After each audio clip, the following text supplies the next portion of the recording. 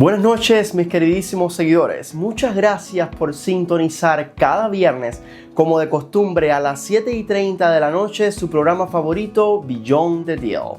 El de hoy será un programa especial, y especial porque compartiré cómo hice para, sin más que una buena estrategia y sin necesidad de dinero, lograr vivir y ser residente en Dubái, Emiratos Árabes Unidos, y hacer así realidad uno de mis más preciados sueños. Normalmente, cobraba hasta $2,000 para ayudar a otros a conectar con compañías que les permitiesen trabajar y residir legalmente en Dubái. Sin embargo, al finalizar este programa aprenderás a hacerlo sin necesidad de hacer nada más que suscribirte, dejarnos un like y, ¿por qué no?, un comentario para conocer tu opinión sobre lo que aquí te compartiremos. Comencemos.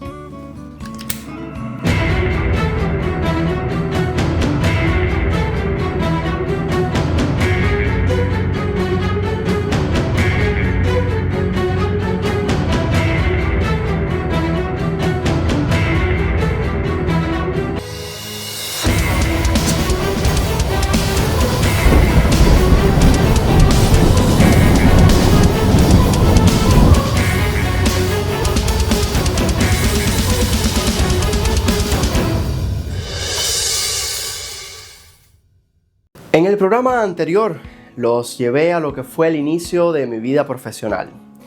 Hablamos un poco de las motivaciones aquellas que me llevaron a decidir estudiar ciencias, y asimismo repasamos los altos y bajos, así como sacrificios que tuve que vivir para aplicar y entrar a la Escuela de Ciencias Vladimir Lenin, como se le conoce en Cuba. Bueno, resulta que después de toda aquella lucha y entrenamiento de la cual le hablé en el programa anterior, logró ser aceptado por aquella institución. Mi experiencia allí fue muy decepcionante, al punto de que no les recomendé o recomendaría a nadie estudiar allí. Las carencias eran superlativas, pero eso no fue el motivo de mi decepción y de esa experiencia, ¿no?, negativa que viví allí.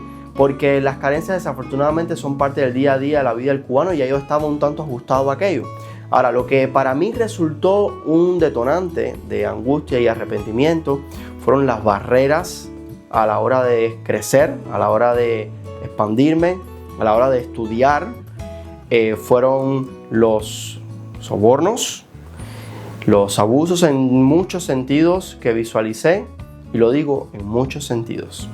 Y lo más duro fue que, psicológicamente hablando, te inyectan una doctrina a presión y a sangre fría por las venas sobre un sistema en el que tienes que confiar porque te lo da todo, y sencillamente cuando miras a tu lado te das cuenta de que no es duro entender, no es difícil entender y comprender que literalmente no te ha dado nada. Así que no me acostumbré a lo que para mí fue perder tiempo y decidí salir de allí inmediatamente. Durante esa etapa de mi vida, estamos hablando que yo tenía unos 15, 16 años aproximadamente, ya tenía gran incomodidad con todo lo que estaba viviendo, y aunque siempre fui apegado a mi familia, tenía claro que si quería cambiar algo de mi realidad, y me refiero al vivir en ese país, desafortunadamente el estar lejos de mis seres queridos era un sacrificio al cual tenía que estar plenamente dispuesto. Y se los hice saber en múltiples ocasiones, y gracias a Dios el apoyo de mi familia siempre ha estado allí sin excepción alguna.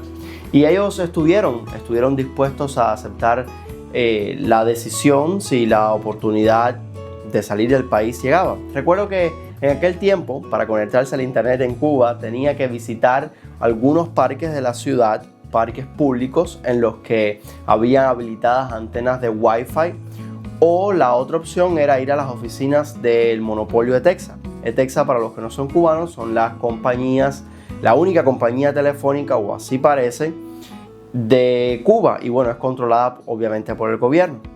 Bueno, la opción de ir a estas oficinas era para mí la alternativa más conveniente, porque a pesar de las largas filas que habían para entrar allí, podía sentarme al menos cómodamente frente a una computadora y disfrutar, aunque bastante limitado, del internet.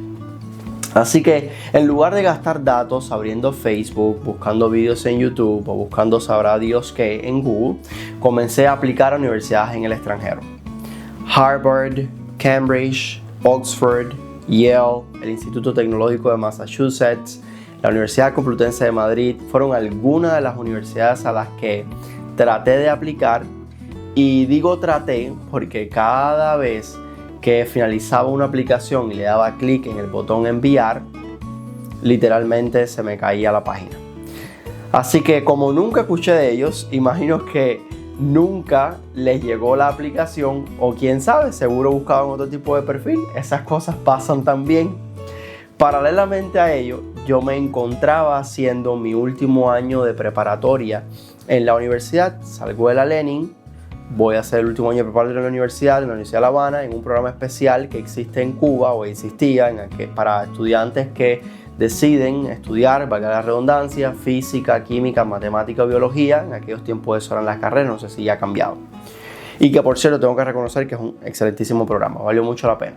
Y recuerdo que cada vez que llegaba a casa y llegaba la hora de sentarnos en la mesa a comer, y le hacía el recuento a mi familia del viaje, cómo fue el día y de cómo había sido todo en general, desde aquel entonces nunca faltó en el debate el tema de la salida del país. Ya con esa idea en mente y la familia por otro lado pensando qué pasaría si salimos de acá, cuáles serían las ventajas, las desventajas, ya con el bichito en el cuerpo, como decimos en Cuba, en esos qué nuevos cambios traería esa decisión.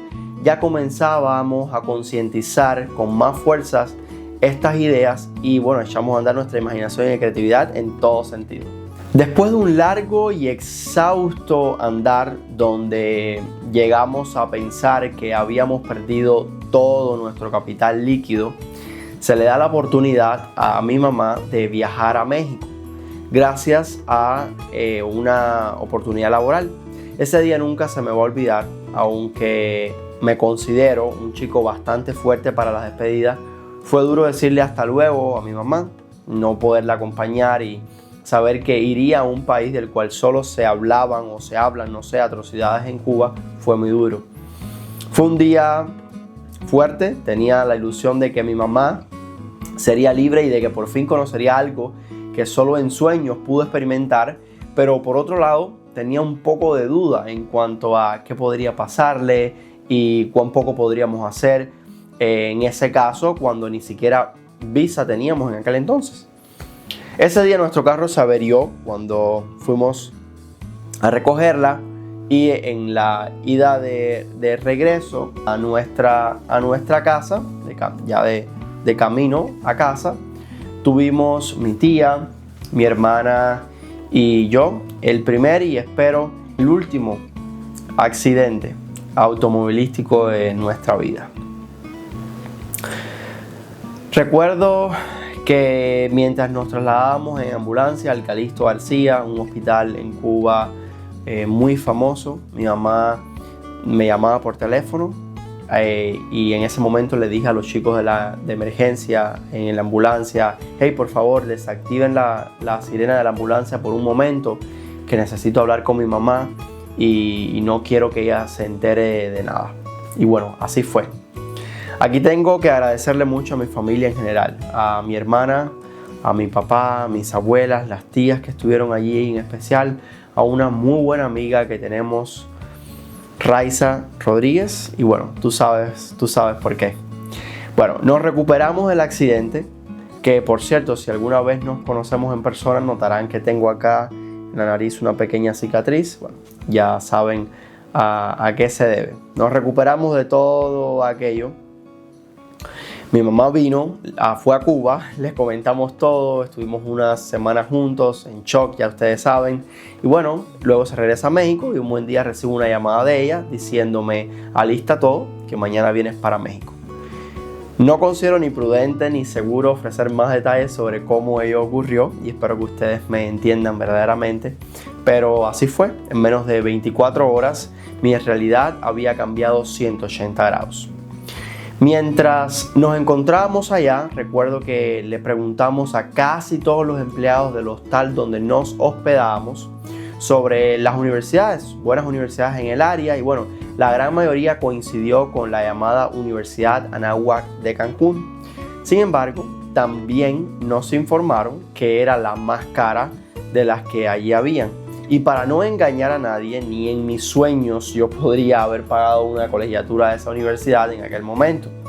Pero aún así mi mamá me dijo algo y siempre se lo voy a agradecer. Niño, vamos allí, te entrevistas con ellos y que puede ser que no sea. De todos modos, el no ya lo tenemos. Y así fue.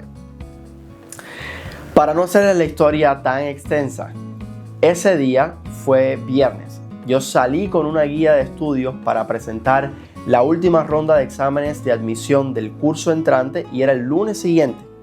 Así que, como han de imaginarse, fue un fin de semana bastante intenso.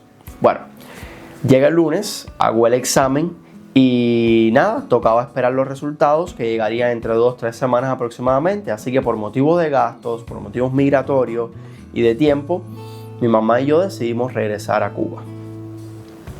Un buen mes después, en una de las famosas oficinas de Texas de las que ya les comenté, entro al perfil de la universidad, pongo mis credenciales y los resultados allí estaban. Había pasado el examen y me habían otorgado una beca académica de más del 90% en el programa de turismo internacional con especialización en economía y una doble titulación, número 1 por parte de Anáhuac Cancún y número 2 por parte de Le Cordon Bleu en París. Ese sin lugar a dudas fue uno de los días más felices de mi vida y aunque sabía lo que debía dejar detrás y lo mucho y el trabajo que yo me costaría, fue realmente una dosis de energía, de adrenalina y de felicidad enorme. Así que fue un hasta luego para todos en Cuba y el inicio de mi vida en México. El inicio allí no fue nada sencillo, pero lo cubriré en algún otro programa en el que, si es de su interés y si así ustedes me lo piden. Ahora vamos a enfocarnos en lo más importante.